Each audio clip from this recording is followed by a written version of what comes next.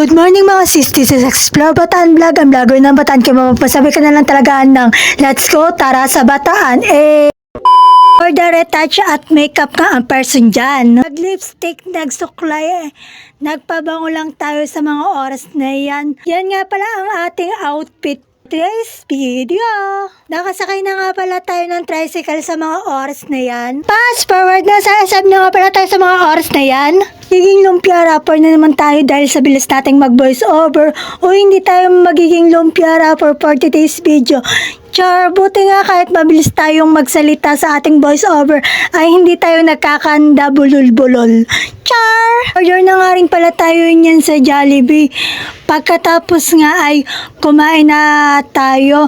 Pero before ako kumain, nag-pray muna ako. Kasi 11 na rin kasi or magla-lunch na rin. Kaya nag-order na tayo ng ating pang-lunch. Order na nga rin pala tayo ng smoking balls niyan.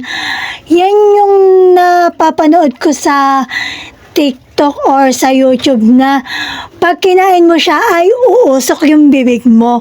So, nag-try tayo niyan at first time ko nga lang palang makatikim or bumili niyan. Totoo nga ang chismis me na umuusok nga talaga siya pag kinain mo. Kaya nga ay bumili nga din ako ng ice cream rolls dyan na nanood ko lang din dati sa YouTube at sa TikTok na ngayon ay natitikman at nakakain na natin.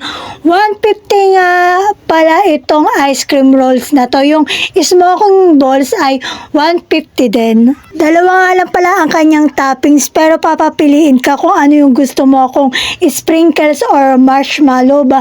At marshmallow nga ang ating pinili tapos may chocolate syrup pa siyang ilalagay. Hindi nga pala ito ang first time na nakatikim ako ng ice cream rolls. Natikman ko na yan. Mga 3 beses na ata akong nakakatikim yan. At first bite, napakasarap nga naman talaga ng ice cream rolls na yan. 10 out of 10 nga ang ibibigay ko. At kung mamimili nga pala kayo sa SM yan, ayan lang. Nasa ground floor level lang. Kumain na nga pala tayo ng Yum Burger sa Jollibee. Yan nga pala yung kasama ng in-order kong pang lunch kanina. Nag-ayos at nag-retouch nga lang pala tayo dyan ng ating face. At nag-lip tint na din tayo. Nag-ayos na rin tayo ng ating buhok dyan. Baba nga tayo sa baba kasi may naririnig tayong nagtutugtog. Ayun pala is sineselebrate nila ngayon ang Chinese New Year. Happy Chinese New Year everyone! May pa-decoration pa nga sila sa may taas ng SM. Sumayaw pa nga sila na pang Chinese New Year dyan. At masyado na palang mahaba ang video na to. At yun lang naman for today's video. Wag nyo kakakalimutang mag-like, comment, share, and follow.